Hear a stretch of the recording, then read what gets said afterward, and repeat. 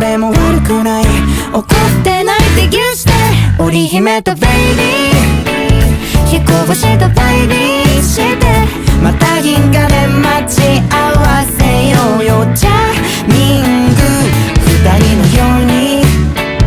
寂しさに強い僕らじゃないからさ、涙ポロリ宇宙で更新して、いつかはいつかは一緒に暮らそうね。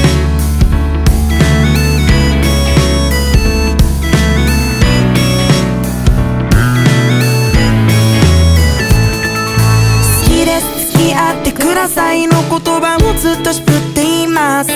だって会えない時間が長すぎたら僕は壊れてしまうから、ちょっとくらいいいんじゃない、言うじゃない、揺らいでないって消して